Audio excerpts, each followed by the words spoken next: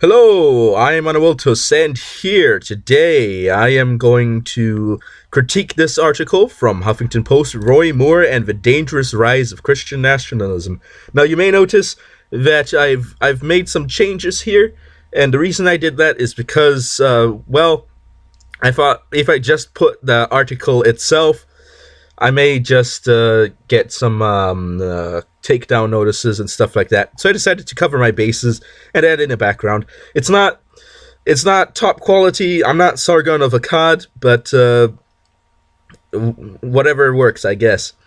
Anyway, this is from Queer Voices, so I'm assuming that this is probably written by someone who advocates for individuals, which Huffington Post uh, refers to as queer, or at least members of Huffington Post's writing staff that are queer, by whatever definition of queer they're using, because there are many different definitions of queer. But anyway, let's actually get to the article itself. Roy Moore and the Dangerous Rise of Christian Nationalism. That sounds like a pretty big issue.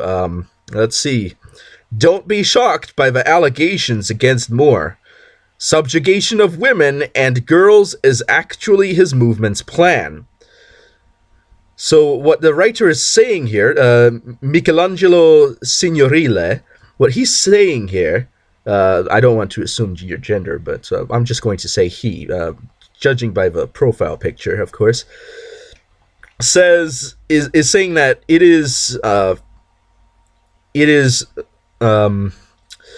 Roy Moore's movement's plan to subjugate women and girls. So I think that's a pretty big statement, and hopefully we're going to get some information to back it up in this article. Okay, I am quite sick today, so I thought, why not get a little bit sicker? That's why I'm doing this article here today. Many have believed the accusations against Roy Moore of sexual assault and harassment against teen girls to be massively hypocritical, since for years he's presented himself as a hardcore evangelical man of faith.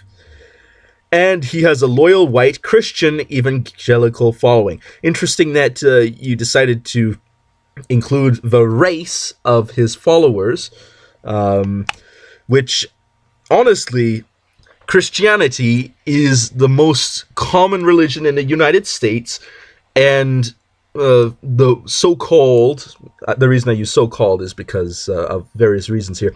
The so-called white race is the most common race in the United States, so it shouldn't be a surprise that any politician would have a loyal white Christian following. Really, it shouldn't be a surprise. I'm pretty sure Obama had some of those too. Anybody can have those. Anybody. And in fact, it's the most likely demographic that you're going to have here. The most common ethnic group, honestly though, white isn't really an ethnic group. Let's be honest. Sorry, Spencer, but neither is black. Too, just say it. It's a skin color, okay? I like to make a distinction between skin color and ethnic groups because there's a lot of ethnic groups that have similar skin colors, or identical skin colors, and they would still consider themselves ethnically distinct from one another, and some of them in a very powerful way. And to conflate multiple ethnic groups into a skin color, I think, is an unrealistic representation of the variety of ethnicity in the world. But anyway, let's see. Was there something else I wanted to comment here? And yes, it would be hypocritical if a hardcore evangelical man of faith were to commit sexual assault and harassment against teen girls, or practically against anyone, let's be honest here. It would be very hypocritical. I've read the Bible, and yes, it would be. But what if Moore's alleged actions actually meld with a religious belief among some evangelicals, even if the adherents won't outright admit it? Okay. So there are a few things you're implying here, or outright stating here. Moore's alleged actions actually meld with a religious belief. So you're saying that there is a religious belief among certain evangelicals that is compatible with the sexual assault and harassment of teen girls, and that those individuals are denying it. Okay, I'd like to see the evidence, and hopefully we're going to get some of that later on. Moore, in fact, represents an extremist wing of an already theocratic-leaning base of the GOP that believes all women must be subservient and submit. Of course, context matters, as Mike Huckabee, who hasn't pulled his full-throated endorsement of Moore, infamously once said of women with regard to their husbands, expressing his own Handmaid's Tale dream come true, and that would no doubt include young women such as teen girls. Wait a second. And that would no doubt include young women such as teen girls. So what you're saying here, now I haven't heard this Handmaid's Tale, so I don't know about Mike Huckabee, so I have to give both sides the benefit of a doubt here. Maybe Mike Huckabee said something that was inappropriate. Maybe the writer here is going way too far. But when you put that statement at the end, and that would no doubt include young women such as teen girls, the way that's phrased, and that would no doubt include, implies to me that this statement may in fact be not actually coming directly from Mike Huckabee, or if we're not talking about Huckabee here, and we're skipping that segment, you are assuming that this theocratic-leaning base of a GOP believes that all women must be subservient and submit, and that would no doubt include young women such as teen girls, except for the fact that if you actually look at the context, this refers to two individuals. I'm talking about the foundational context that these people have. Let's say if you're reading the Bible, this specific kind of language is talking about two individuals who are married and in a married relationship, and isn't talking about individuals who legally cannot be married, unless you're implying that that there's a large movement, a large underground movement among Christians who want to lower the age of, I guess it'd be the age of adulthood. So, after all, as one of Moore's defenders in the Alabama GOP said in dismissing the allegations, Mary was a teenager and Joseph was an adult carpenter. They became parents of Jesus. And again, just to put that into context, in the birth of Jesus, Mary and Joseph did not have sex at any point during that time. Now, of course, the Catholics would say that they never ever had sex at all, and Mary was a perpetual virgin, in which case this argument doesn't make sense whatsoever. But Protestants would say that Mary did have sex later on with Joseph, and that's how Jesus got his brothers. So if we take a look at that, either way, in the story of Jesus, Mary did not have sex with Joseph. In addition to that, Mary and Joseph weren't officially married at that point in time. They were in a form of betrothal where it's a cultural thing where they're sort of married, but they aren't yet, so they actually weren't permitted to have sexual relations with each other, which is why it was a big deal when Mary was pregnant, because according to the law, Joseph wasn't allowed to have sex with her at the time.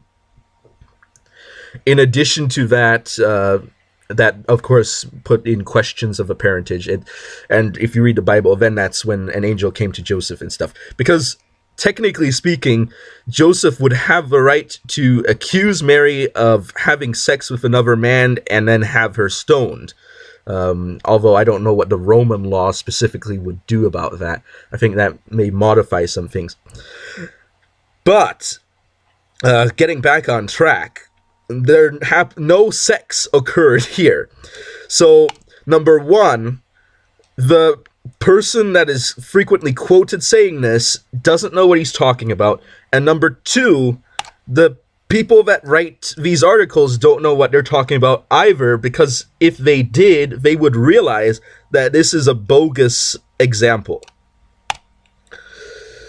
And since the advent of Donald Trump, this more extreme group of evangelicals has cleaved away from others and joined the alt-right and white nationalists led by former Trump White House supporter Steve Bannon, who is a frontline warrior of Moore's election campaign, and which include white supremacists and racists like those we saw in Charlottesville, except for the fact that Christianity isn't really the important point for the alt-right and white nationalists. I'm not saying that there aren't any of them that identify as Christians, because there are plenty of those, but there are also plenty of them that identify as atheists or other religions, probably. So, to then assume that evangelicalism is intrinsically linked to white nationalism, I think is an unfair assumption, since there are very many evangelical individuals who oppose white nationalism, and you are creating a little stack here, because you start with a loyal white Christian evangelical following, and this following is then described as a group that have a religious belief that allows for sexual assault and harassment of teen girls, which, by the way, is not endorsed by Christianity if you read the Bible.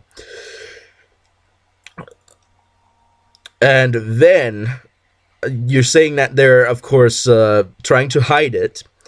And then you're describing an extremist wing of a theocratic-leaning base of the GOP.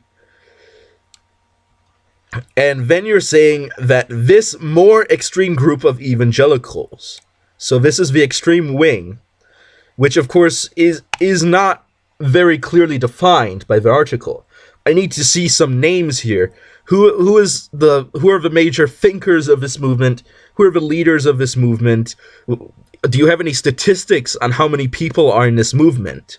Or are you being vague and just cobbling together a few properties that some individuals have, and then using that to describe a larger group that you're not actually showing any direct evidence of its existence? Okay.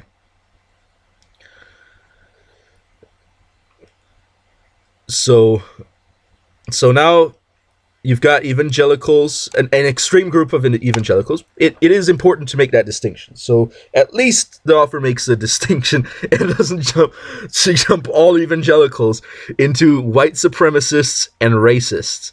But of course, this article is about Christian nationalism, but white supremacists are all about white nationalism, which is different from Christian nationalism. Because if you actually read the Bible, you would know that Christianity doesn't make any distinctions about white people and black people. It doesn't. So this is all very hilarious to me because these people don't actually understand what Christianity is. Jack Jenkins, senior religion reporter at Think Progress. Ooh, progress.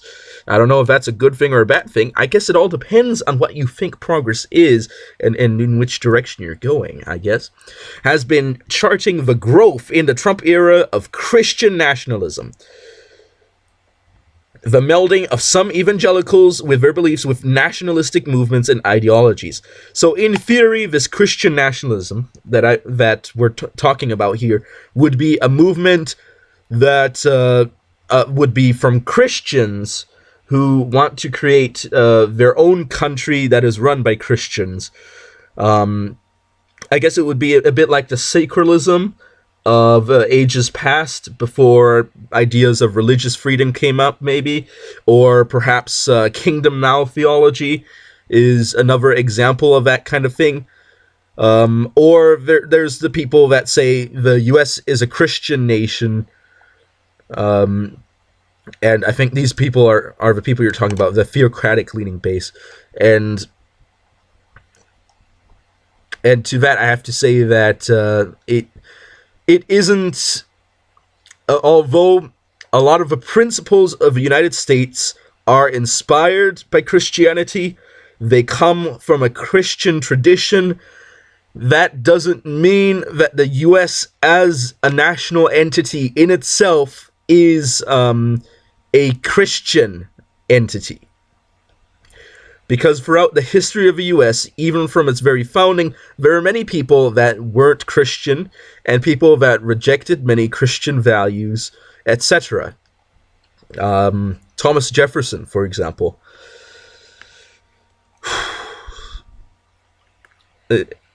What the U.S., however, has been is a religiously free nation. That is to say, that individuals of all religions have right of expression.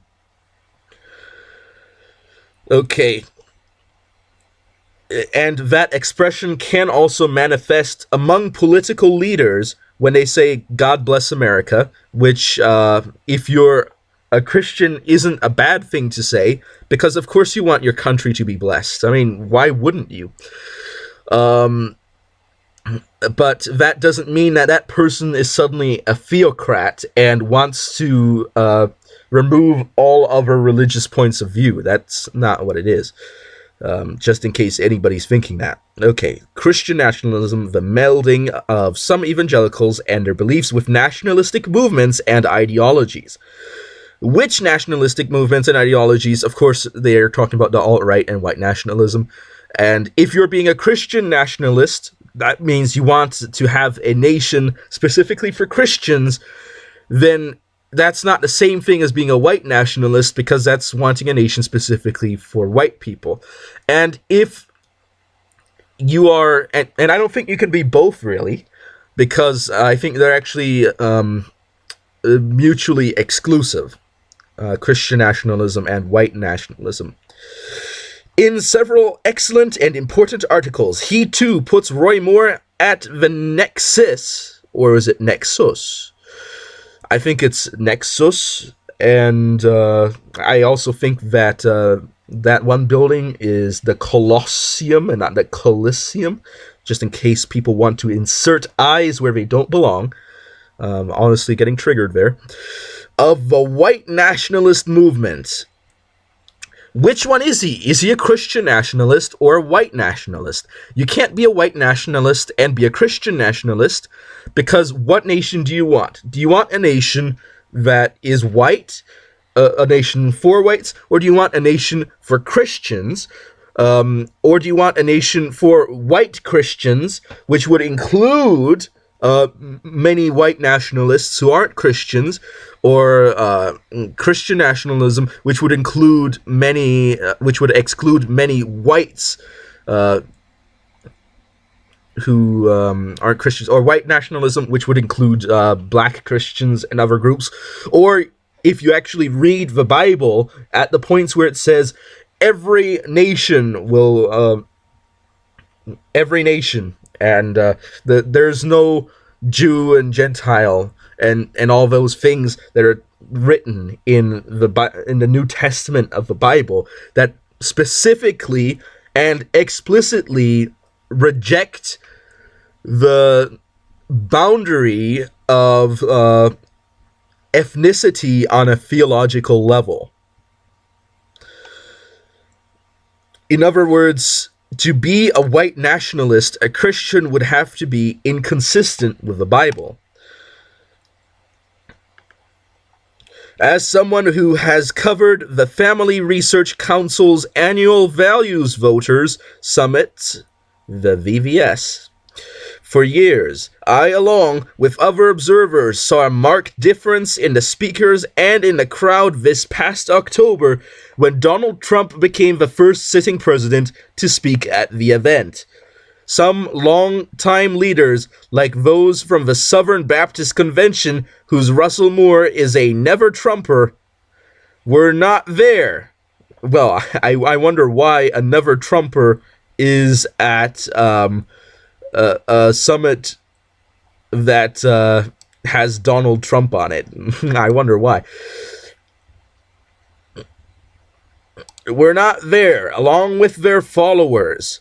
They were replaced by Steve Bannon, Sebastian Gorka, and other white nationalists and their followers who never had an interest in VVS and are far from what anyone would think of as devout Christians. Then how can you call this Christian nationalism if, by your admission, these people themselves aren't devout Christians?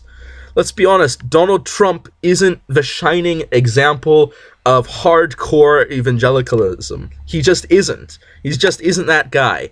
And you're admitting that Steve Bannon, Sebastian Gorka, and other white nationalists aren't what anyone would think of as devout Christians. So how can you say that this is Christian nationalism if you're saying that these people probably might not be Christians? Honestly. White nationalism and Christian right unite at Values Voter Summit was the headline of Adele Stan's piece on BillMoyers.com last month. I don't know what that website is. I guess it's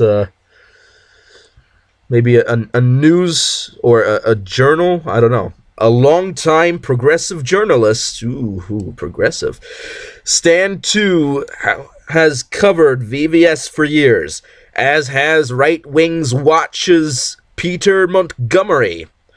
Both of them agreed in a discussion on my radio program that this marriage of evangelicals and white nationalists was clear at this year's VVS, and are far from what anyone would think of as devout Christians, and the marriage between the evangelicals and white nationalists was clear.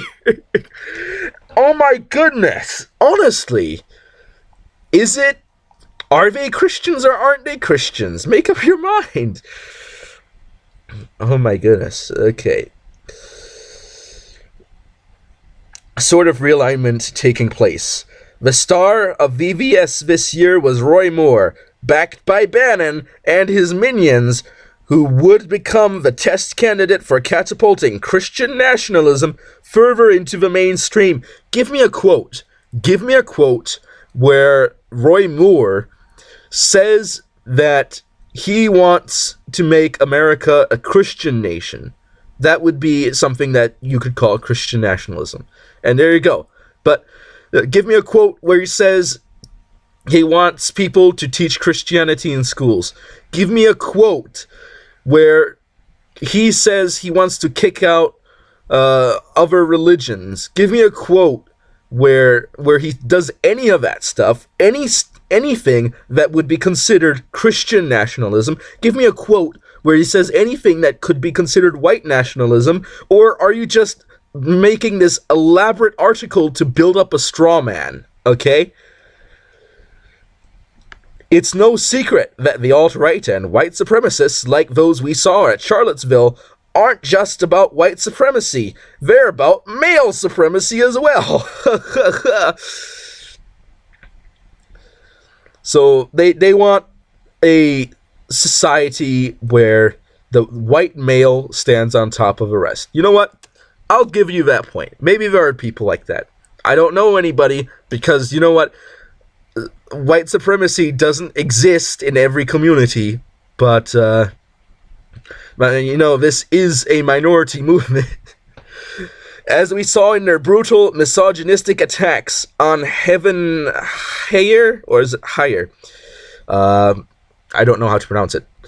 After her murder by a white supremacist. Wait a second. Misogynistic attacks on her after her murder by a white supremacist. So she was murdered by a white supremacist, and people launched misogynistic attacks against her. Okay. Let's not forget last year's headlines on Breitbart, then and once again led by Steve Bannon. From birth control makes women unattractive and crazy to would you rather have your child have feminism?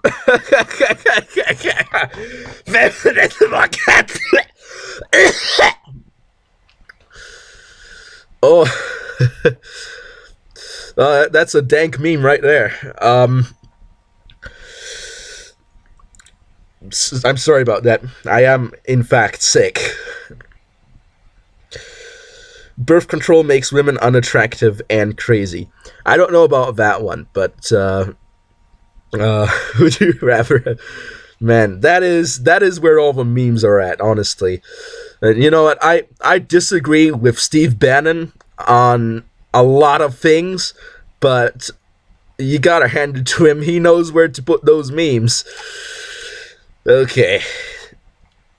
This past weekend, a group of clergy, including evangelical leaders opposed to Roy Moore, held a rally in Birmingham to speak out against him. Their aim was to counter those evangelical pastors who gathered last week to support Moore, which included extreme Christian dominionists. Ooh. Are you going to tell us what that is?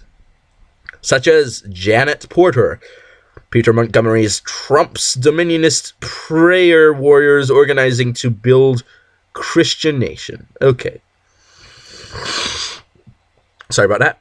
You know, gotta stop my mucus from running out my nose, down my lips, and into my mouth. I don't want that to happen. Is a must-read on this topic. Okay. But you're not actually going to tell us what a dominionist is. Okay, fair enough.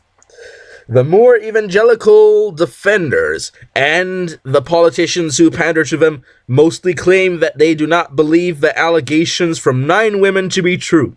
And you know what?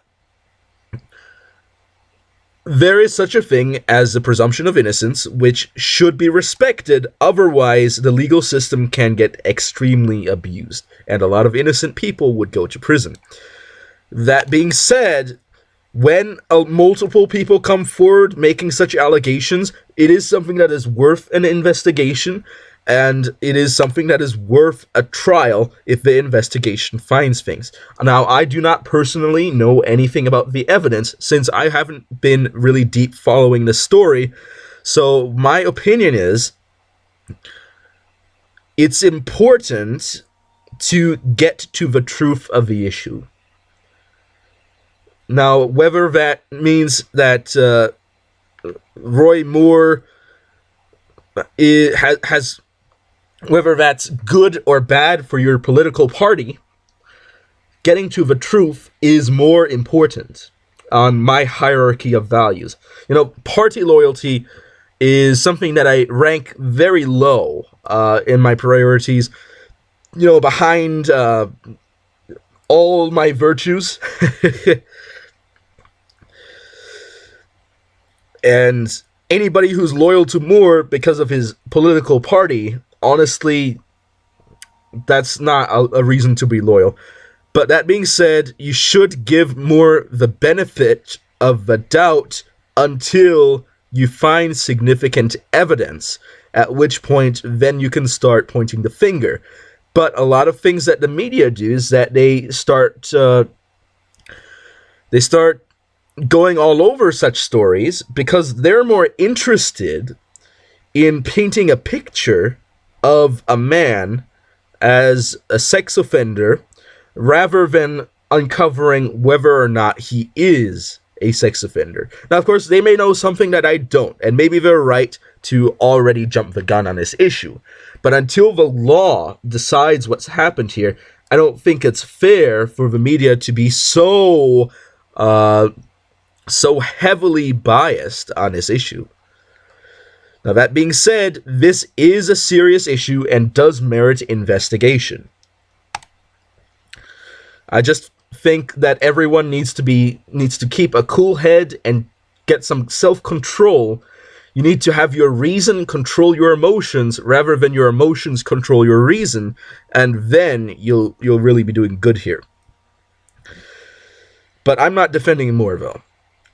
The Moore evangelical defenders and the politicians who pander to them mostly claim that they do not believe the allegations. Okay. Charges are part of some wide-ranging political hit job. And you know what? Those things do happen. They do happen quite a bit. I'm not going to say which political party does it more, because people with a lot of experience looking at politics will know the answer. But we can't also just simply dismiss these things. These things need to be investigated. The Republican Louis Gohmert of Texas said the allegations were all concocted to destroy Bannon. Bannon? What? But I thought this was about Moore. Oh. Wait, if a Republican is saying that this is to destroy Bannon, but the allegations were actually against Moore... I don't know. I think there's a conspiracy theory in the works here. Okay. But Alabama GOP Governor Kay Ivey actually admitted she has reason to believe the allegations, but also believes it's still important to elect a Republican and will vote for Moore. Okay. Come on. You gotta stand by your principles, honestly. You need to have standards when you elect people. Come on. Come on, Kay Ivey, you're better than that. I don't actually know anything about Kay Ivey, just saying, before anyone accuses me of being an insider on this. This no doubt reflects the belief of, and by the way, a lot of Democrats do this too, not gonna lie. This no doubt reflects the belief of many Alabama voters who continue to support Moore in polls because they're so, the party structure is so strong. People are so loyal to their parties that instead of looking for good candidates, they'll just get whatever candidate they can, as long as they've got an R or a D next to the name, they'll vote for them. And that's disgusting. We need to be better than that. Moore in polls, the evangelicals and white nationalists across the country who still support Moore and still support Donald Trump, who, of course, is an accused sexual assaulter as well. Accused! Again! You're jumping the gun a bit. He's accused. You need to get the evidence. Come on. It's becoming clear that for many evangelicals and many in the alt-right and white nationalist movements, sexual assault against women and girls is not only a deal breaker for a candidate, but is also perfectly acceptable. I think there is a leap here, an equivocation, because here we see examples where it's not a deal breaker, but when you then jump to the conclusion that it is perfectly acceptable, we have seen no evidence for this statement in the article so far. And looking at how far we're through the article, it doesn't look like we're actually going to find any evidence that there's people that actually approve and encourage of this behavior. All you've shown is that people don't care about allegations. That's all you've shown.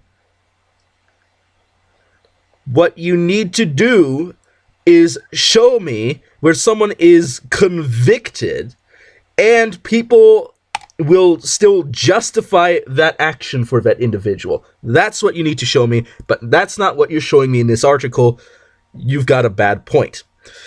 Whether they want to admit this or not, well, nobody's admitting it. Nobody's saying it. So where are you getting it from? That's what I'm wondering. You're making a straw man here. You know, this first statement, it's true. The second statement, complete straw man. The uniting of white nationalists and the religious right and the rise of Christian nationalism is premised not only on the false idea that people of color, LGBTQ people, and other minorities are exerting too much control, or that they're privileged, as some might say, but also very much so on the belief that women coming forward now and speaking out about sexual assault and demanding equality must be put in their place. Okay, first of all, this is a minority. White nationalists, there aren't that many around. The religious right is a very broad group, and many of them would be deeply disappointed and offended that you associate them with the white nationalists. And the Christian nationalists, they're all over the place. They can be nice people, they can be white nationalists in there maybe, but they're all over the place. Don't know about them. And the false idea, it is premised on the idea. First of all, you need to show me where this idea exists, which you haven't in this article. And second of all, you need to show me how it's false, which you also haven't done in this article. This sentence says nothing of value. But also very much on the belief that women coming forward now and speaking out about sexual assault and demanding equality must be put in their place. And you know what? Maybe there are some people that say that. But what I'm saying is, there needs to be an investigation. And it needs to be a trial, a fair trial, that doesn't presuppose the guilt of an individual and presupposes the innocence and then requires evidence for that individual to be declared guilty. And that is how this should operate. But that clearly is not what the media wants. The media wants all the people, regardless of political affiliation, to dogpile on Roy Moore. And you know what? I don't know anything about Roy Moore. I'm not super approving of him. I'm not disapproving of him. I'm neutral on Roy Moore because I know nothing about him. So all I can go on is what people say about him.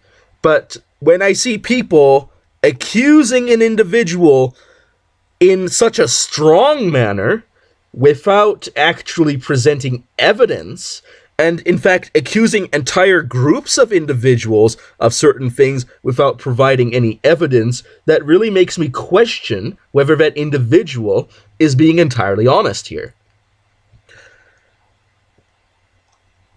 That's perhaps one reason why Roy Moore and everything he represents is galvanizing both the religious and the secular far right. And that's why the rise of Christian nationalism is very dangerous. Oh yes, the secular far right is being galvanized, and they're somehow related to the rise of Christian nationalism. Come on, make up your mind. You can't say you can't say that it's and the secular far right, and then in the next sentence say that this is the rise of Christian nationalism, when you explicitly just stated that these people aren't Christians. Or that many of these people aren't Christians. Come on! Where are you coming from on this? Who writes these articles? Huffington Post! Come on! show some standards. Because what this article seems to me is, number one, it is a hit piece on Roy Moore.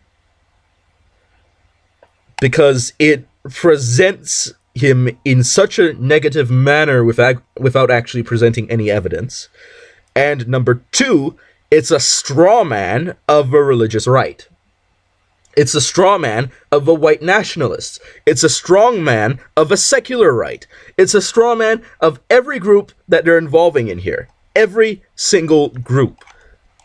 And if that is the standard that the Huffington Post has, I am severely disappointed. So, please do not harass Michelangelo Signorile. Do not send mean messages. Do not send mean messages to the Huffington Post. If you're going to send a message to the Huffington Post, send one that is well-reasoned and not relying too heavily on emotion, and try to make that a well-reasoned statement. But honestly, come on, Huffington Post, come on. Updated 51 minutes ago. Is there any editing? No, it doesn't tell me any editing. Okay. And actually, this article is from the day I'm actually recording it. What a coincidence. So anyway, thank you all for listening. If you disagree with me, please do comment in the comment section below. Be polite and respectful, and I'll also be polite and respectful when responding to you. That doesn't mean that if you're impolite, I won't be polite, because I do have standards and values. And therefore I will be polite and respectful, unless for some reason I'm being a bad person that day, in which case I entirely take the blame for that. It would be entirely my fault. So, if you would like to co-review an article with me, I always would be happy to do that.